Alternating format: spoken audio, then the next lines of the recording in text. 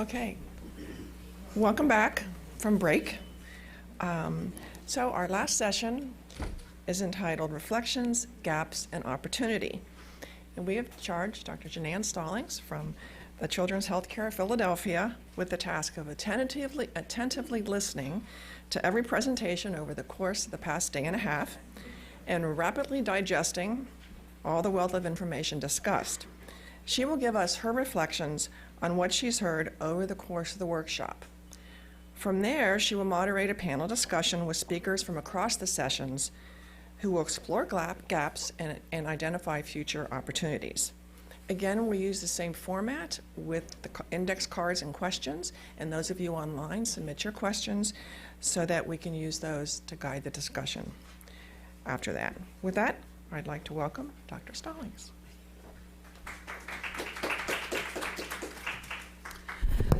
Very good. Good morning. And as you just heard, I've got a few minutes, then we have the panel. I've asked the panelists in the idea of this reflection to take just 1 or 2 minutes to make opening comments. So we'll do that at the beginning, and then we'll go to questions. With Karen's permission, if we have enough time, we'd like to close with some time sort of with an open mic and that we could have more dialogue. And I know the people at the table would be happy to do that as well. So I did have a restless night last night, thinking about how to use this time wisely. And instead of slides, I have a few notes. I was inspired by our lawyer yesterday who gave such a strong set of commentary without slides, and most of us are so accustomed to our slides. So what I want us to do, so first, this has simply been extraordinary. I know many of you have been here for both days and hopefully people online as well, but compliments to the planners and to all of the speakers. I think we have covered an amazing amount of information, and even with short talks, being able to get to some level of depth and understanding on a lot of complex issues. So I've come out of that with the idea of I am optimistic. I do have hope that we can continue to make progress in this area. It's going to take some focus and work, but we all know that. Now, I think one of the hardest things about this last session, I am really going to ask for all of you and for our panel to sort of take a deep breath and to come back to the age group we were called to care for here. Because so the easy thing is there's very, very, very little known between birth to 2 and birth to 5, which is the group we were called to think about and care for in this session. And because there's so little information and so little specificity, we've gone very broadly across all children and adults and that sort of thing. But I really am going to ask us for us to try to think about that, and I've tried to discipline myself in these few remarks. So it's like taking a deep breath and saying, you know, one of the easiest ways of thinking and starting this complex problem is because we were asked to think about sugar-sweetened beverages in very young children, the birth to 4.9 for birth to 5. When we think of this socially, these are infants, toddlers, and preschool-age children. A very unique and appropriately very protected group of children. As a pediatrician and somebody who cares a great deal about science and fact and policy and evidence-based, again, this is a group I think we can think of differently. So we were called to think about sugar-sweetened beverages, not sugar-sweetened foods, which is also a good thing because that's a whole complex issue. We were asked not necessarily to think about the things like food labeling, like the nutrition facts, although we all hope that comes to be someday, in front of the label things, because those are just beyond our task statement. We were not asked to come up with a definition of a sugar-sweetened beverages for the purposes of this work, but it's clear that'll be something that'll have to be done in the future. So with this age range, there are a couple of things that frame this completely different than everything else. Children of this age are not customers, and they're really hardly even consumers. They are served things. They are offered things. And one of the strengths that we have, if we want to focus on policy and health care of very young children, is the fact that what they receive is completely dependent upon, for the most part, adults, and sometimes their older brothers and sisters, and some side just free-ranging kids in different places. But that's a point that we have to be able to use to our advantage. And again, if we go to our piece. The next part is, even though the social setting is mostly parents and immediate family, we also have heard and we know very clearly that there are other settings where children are given beverages of this age, particularly in different kind of daycare settings. And because of the way that we manage young children upbringing in our country, they may well be cared for by a grandmother and aunt or sister and all these other things. So we can't really say the only people we're speaking to are the parents. It has to be all those other people. But for the most part, any one of those people we would ask, except maybe for the really grumpy older sister or brother, would agree that their goal is to create a perfect health situation for children this young. And that supersedes a lot of other things in a family dynamic of free choice and, that kind of thing. But it really is controlled that way. So what makes parents do the right thing? I think we've had a good bit of this. Part of it is knowledge, and we really do understand that our messages aren't clear yet. Maybe they will be. Also resources. What makes families make decisions in addition to knowledge or education really is time and money. And also from a food industry point of view, truly the products that are available. So all of those are in there. And we heard, especially over the last few sessions, couple of sessions, really the ubiquity of marketing and advertising to parents about child foods and beverages, but also that we have to really acknowledge that in our setting, that these products, I mean, a 2-year-old kid knows what a Coke can is. I mean, there's no question about it. We know, and the data supports that there really is brand recognition and that sort of thing. So those are some of the key, if you will, infrastructure environment. The other thing that I think was very helpful about this, and I won't forget for a long time that the domain of the beverages that we're talking about, or the nutrition programs, go to 7 of the 15 federal programs that are involved in this, and they are the biggest ones. When you really talk about this, the idea of influencing this, and I've had a chance to work in this over the last number of years, to bring WIC into better compliance with nutrition science and with dietary recommendations. To do the same thing with school meals, breakfast and lunch, and school competitive foods. We have been partly going through what was then the Institute of Medicine, now the National Academy of Medicine, that process in partnership with the federal groups that run and are responsible for those programs. For that piece, for a large part, has been very successful, and improvements have been made. The hard part is our federal government, for a long time, maybe for lots of reasons, basically ignored children from 2 to 24 months of age, from birth to 24 months of age. We did not have federal policy, and that's why we're all so happy that the Birth to 24 project is going. It will put the people who are responsible for the 2020-25 dietary guidelines, they will have the authority to start to address this issue. We need more data.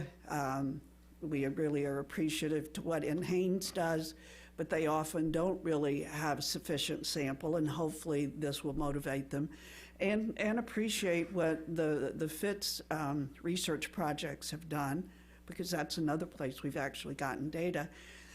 And to look at Steve and at me and say, we appreciate what the Academy of Pediatrics has done, because we were almost solely responsible for making some public statements about what you should be feeding infants and children, because again, the federal government hadn't taken on that in a really very, very high level of diligence. So all of that's going to be really good. So the process works. I expect that it could work if we have the sponsors and the focus for the 2 to 5-year-olds. It's slow sometimes. We should expect pushback, and that's been an undercurrent. There's no doubt we'll get pushback, and we will get setbacks. The setback currently in school foods is that we can't reduce the sodium as quickly as we had wanted to. I fully expect when you start to make some of these rules, different industry groups and commodity groups and all of that will be concerned, and will have the right to express that. But we're not in bad situations for some, but where our opportunities is clearly in the SNAP program and a little bit in the child and adult care programs, because those are places where, and I will diverge a little bit to the personal comment, that when they're federal food programs, we have more responsibility to make sure they're promoting good health. So I think however our community, and we're all concerned we're going to go through a resource scarce period where there won't be enough money for everybody on everything. So I think that was really clear. So dietary guidelines lead to things like, how do you change my plate? Dietary guidelines for children this age will be something that will help us. So just a few of the facts. Very young children do get sugar-sweetened beverages. We saw the data on that from Haynes from FITS. There clearly is health disparity and heterogeneity about which groups are consuming more beverages or offered that.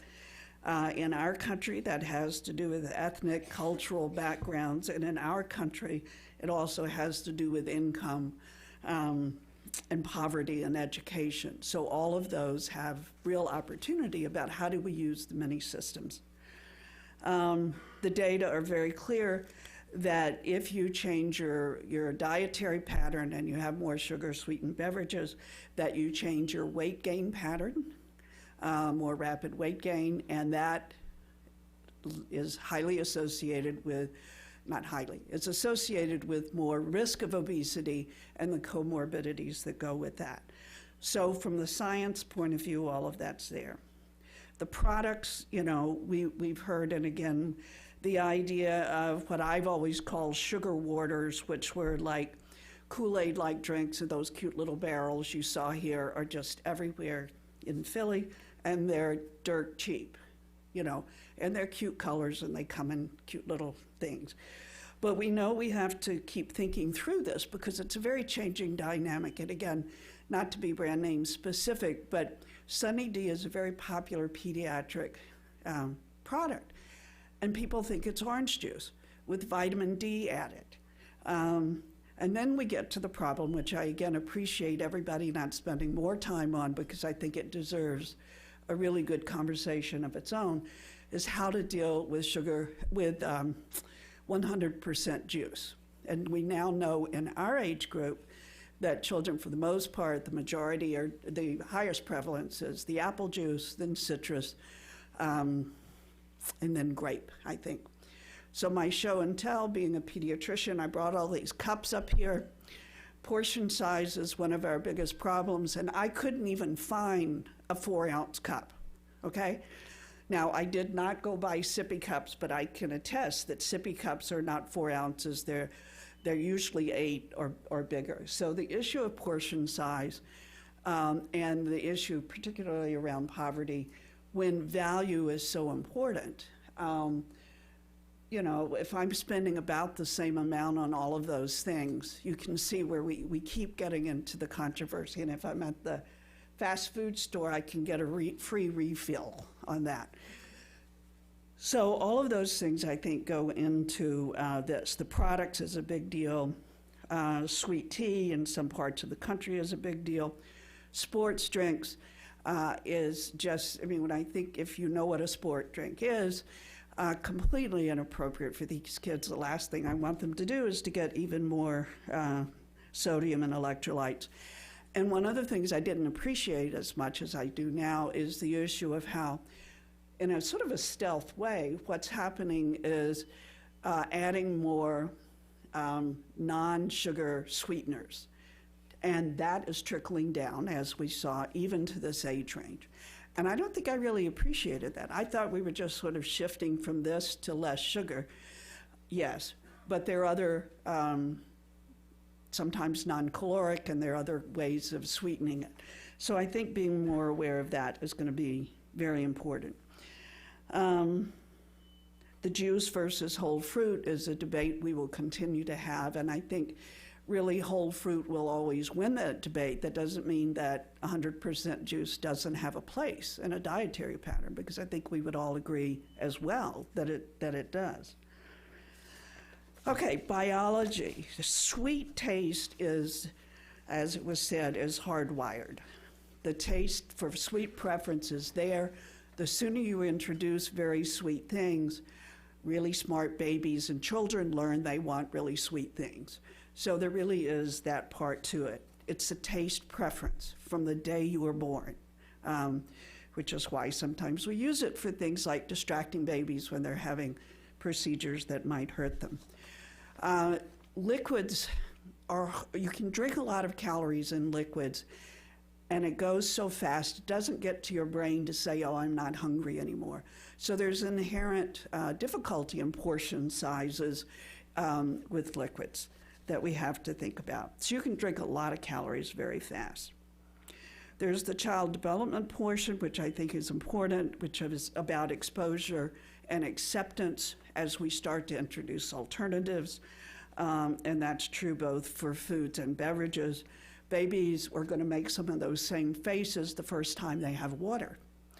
And then lastly, the biology, the behavior, the resulting behavior of giving a baby something, or a child, something sweet to drink, when they're irritable, acting out, all of that other things. And I was really glad someone at the point brought up the social behavior. What do you do when you're embarrassed as hell and your kid is like acting out? One of the few ways you can get them to settle down is to give them something to drink. And that's almost always something sweet. Water, we had lots of good information on this. One of the things we've got to get clear is the message about, are we going to recommend giving birth to 12-month-old children water? Sort of a yes or no. Or do we stay with breastfeeding, infant formula, maybe a small amount of juice, but now birth to 12 months, there's a recommendation for no juice at all. So that's one of the places I think we need to do better. And then the cow milk introduction is part of coming to the family table and what you might do after 12 months. So among the big issues are having safe water, for us to create a culture in the US where water is the next beverage that you might give to young children. The issues of plain versus flavored, non-caloric. And we didn't talk about it very much, but the issue of the ecology around much of the water might be still coming in plastic bottles and all the recycling. So I wanted then to talk about, again, why I think we have an opportunity. There are some things that we, as a culture, recognize are appropriate for children of this age. For example, we believe a few things are adult beverages. Alcohol, coffee, generally those are not things you're going to want someone under 5 to have. We also have already worked really hard for the public health messages of things like choking hazards in first foods to try to guide families about give them this, but don't give them that. And then the other real public health issues that have been extraordinarily successful, I think, in this area. So one, the tobacco exposure from a young age is now something most families of new children hear about. from their doctors, from the birth hospital, that kind of thing. Car seats, infant car seats, sleeping positions, because we do believe that's related to sudden infant death, baby shots, immunizations, although that's got its own set of problems now. But what I wanted to remind us of, in this age, we really have a place that we could be talking about public health. Infant health education has lots of people. So then what is the message? How do we build the evidence, the cultural awareness? How do we deal with it across the income strata? I thought at the end of yesterday, there were just, and I won't go into extraordinary examples of what can be done. Not to say it was easy or inexpensive or whatever, but we can no longer say there is a complete lack of experience. We need more experience to get to the level of changing federal regulation or laws or policy. We need to keep working on gathering evidence so that we can say, no, it's not just based on one study in this unique place. But you all know, to get to that level, we need 3 or 4 studies in different places by different investigators. And that's part of our challenge. The big issue of how do we use the role of government from local to federal, from everything, we heard examples of executive orders, city council decisions, you know, all the way up to really big decisions about might the regulations change around sugar-sweetened beverages for SNAP families, and most SNAP families have young children, but not all. The incentive issue about tax or not tax to regulate serving portion sizes or not, I think are things that we need more research on, because those, we know, availability drives a lot of choices, finances drives choices. Again, the role of industry, I thought particularly around, and I don't think we have the answers yet, but what to do about children's meals. Because many of the children that we're talking about in this group, or those under 5, are the very ones who might still be getting the kids' meals. Really to look forward to working with food industry on new products that are healthful, that the story is easy to tell, that there's no stealth changing of different ingredients and labeling. So in summary, we are charged at this to talk about very young children, to take the energy from this meeting to really carry that forward. This is a place where I would frame it as exposure, which is a little more medicalized than consumed or offered or all of that, because these children are so young that adults are controlling what they get. And that we've seen great examples of really recognizing that this fits into the ecological models. Depending on what your discipline is, how do you draw that circle or arrows or whatever, that we have many, many stakeholders, and fortunately, almost all of them are represented here. Stakeholders, partners, community, all of those are really essential to getting this done. And then really what I hope this will be a part of, and the Food Nutrition Board and other groups have been working on this, to bring the births to 24-month group of citizens into the public health domain. And this might be really one of the good examples of how we can take that energy, which we believe is happening, and turn this into really a very nice public health step and message that all parents and communities and even the government can be proud of. So I think we have that opportunity. And believe me, it's a lot easier than what are we going to do in the school program for seniors. You know, that food environment was much more complex than I think what we'll have for this very young group of children. So I would like to close with that and invite my colleagues up. And as I said, we have nice time here to sort of cover a few more things, and then hopefully have last questions or comments more broadly based. But thank you very, very much for coming and for participating. Thank you.